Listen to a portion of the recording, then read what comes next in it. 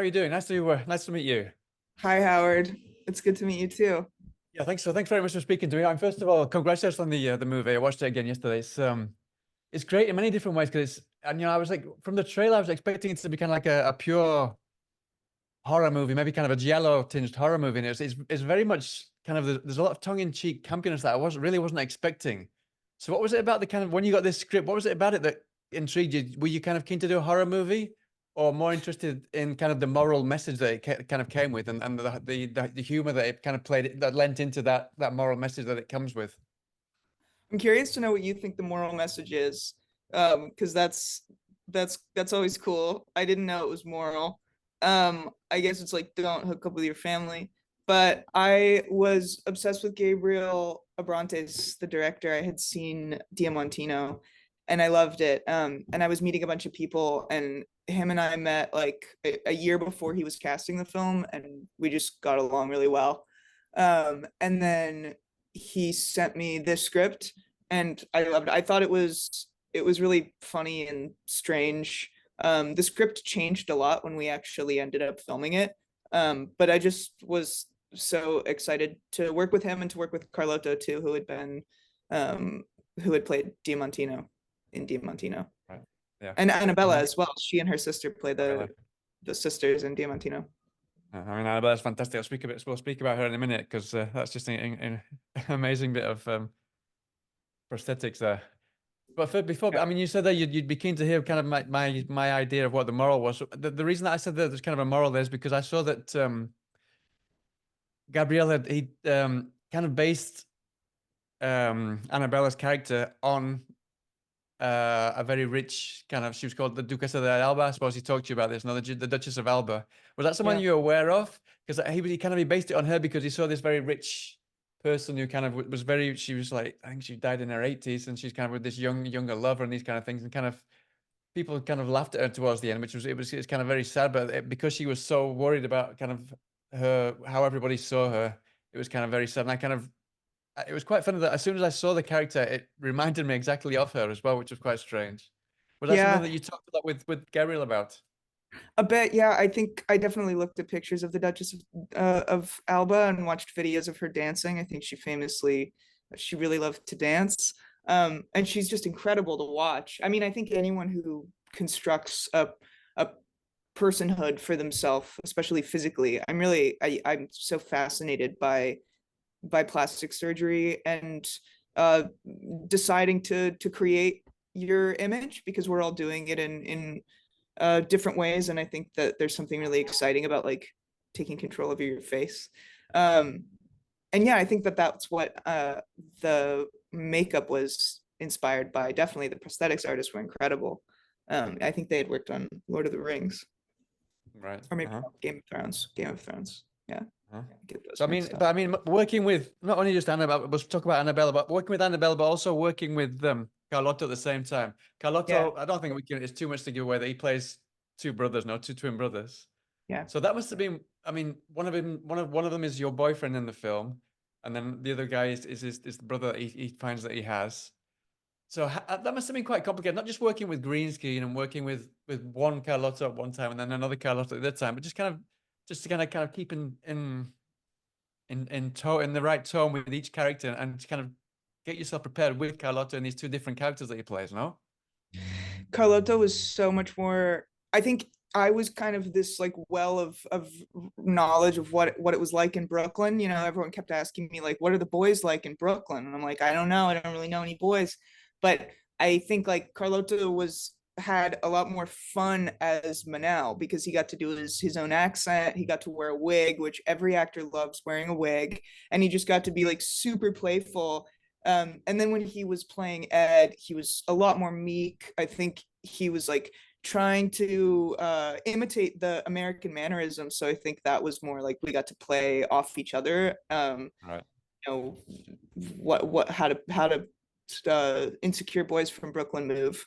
You know, Mhm. um, and the characters felt like totally different.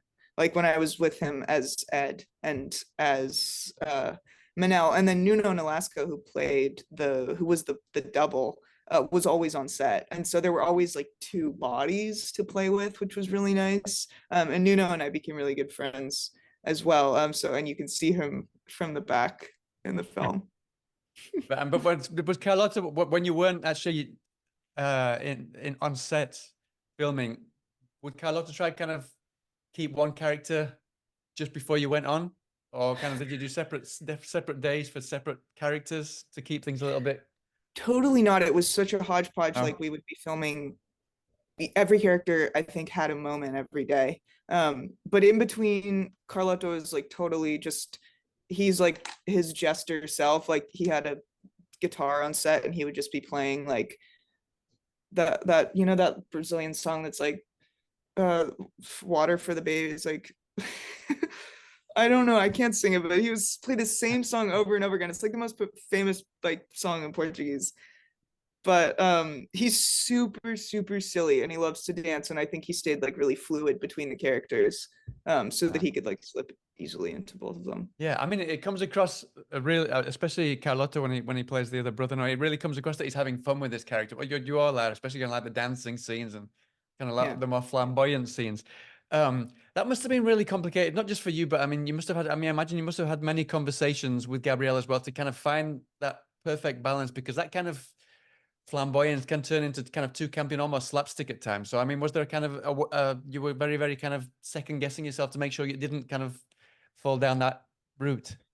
Yeah, I think I was definitely nervous that I wasn't going to be funny enough, because I didn't know how serious to take the scenes, because we were navigating it as we went. So like some of the scenes are really scary, like towards the end of the film. It's this like tremendous arc of terror, and you know, she's like, I won't say too much, but she's running for her life. And the beginning of the film, there's so much humor that comes from taking in the world. But like, for instance, in the scene with Annabella when they first meet and Riley's drawing on her iPad, and Amelia comes in and sits with her to talk, like the humor of that just came so immediately and so naturally, because Annabella is so good and she like never broke character and she was in the prosthetics, so she really did look that scary. And it just was like trying to play against the strangeness of it, I think, is where a lot of the humor came in to the acting.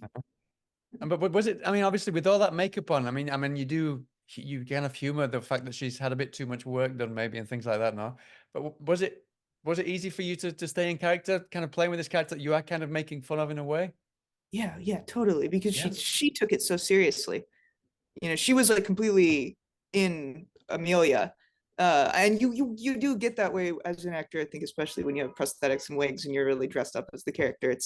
That's like the bliss of the job, is being able to escape into it. And so she kind of gave me permission to escape into this very like nervous, put together young lady that is Riley, who's like a doctor who's come all the way to Portugal with her boyfriend, who I think like you see throughout the film that maybe like she can't really depend on him. She's kind of completely alone in this world. And so she's very naturally able to react the way I would, which is just like, what the hell is going on? Who are these people?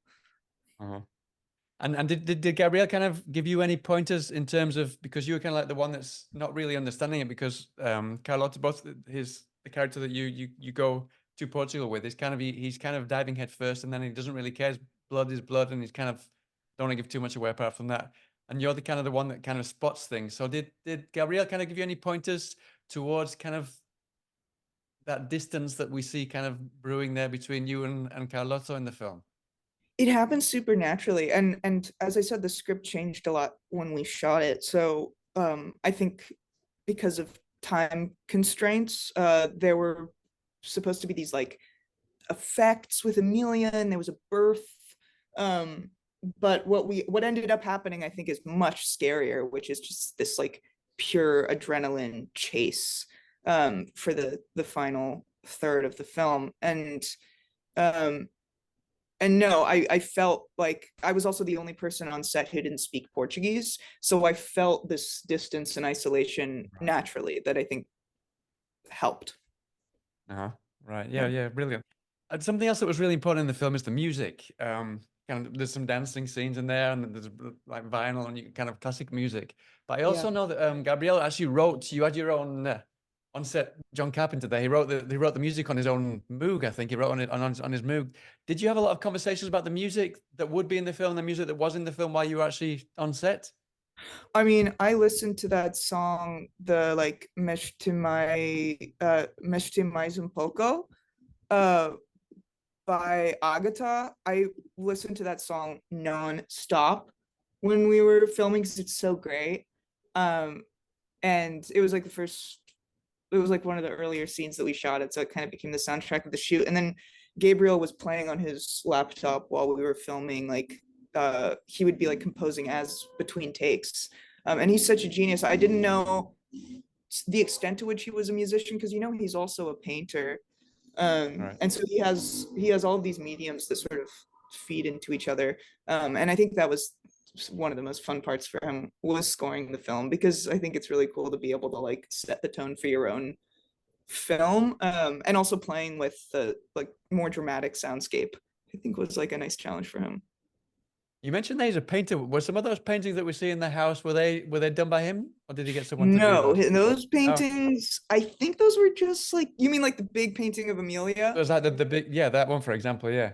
Yeah, I think that's a famous painting, with like I'm Amelia's sorry, face I'm like not into it. AI'd onto it. I mean, I don't know who it's by, but I think it's a famous painting.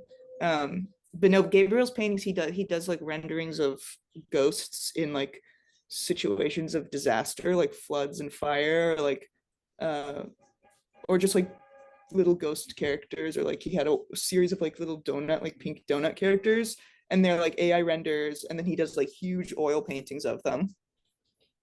They're really incredible. He had a show last year, and we just made a series of shorts that were like the ghosts but animated, where I played the ghosts in like series of disaster, like having like fights with each other while the world is like flooding, and they're like breaking up. The world is flooding. Yeah. Brilliant. So we're almost running out of time. So just to finish off, then, I know that you also, I mean, I don't know if it's just something that it's by happenstance, but you're also in another kind of horror. It's a PG-13, but it's another horror movie. That was at Sundance. I think it went down really well. No, can you tell us a little bit about that one? Yeah, With that's called I just Saw the TV Glow. It's directed by Jane Schoenbrunn. That's like a fantasy horror, like existential epic. It's really incredible. I'm such a fan of it, and working on it was like one of the greatest experiences. And yeah, we just got back from Berlinale as well, and then it's going to South by Southwest, and then I think it comes out in May. It comes out in May, so it's definitely a release date already. Brilliant. I mean, actually, yeah, I don't know. That might not be true, but I know it's playing festivals in April. But yeah, I don't know. Good to see you soon. Brilliant. Well, listen, thank you so much for your time. I wish you the best of luck with the film, and hopefully get to speak to you about I Saw the TV Glow as well sometime soon.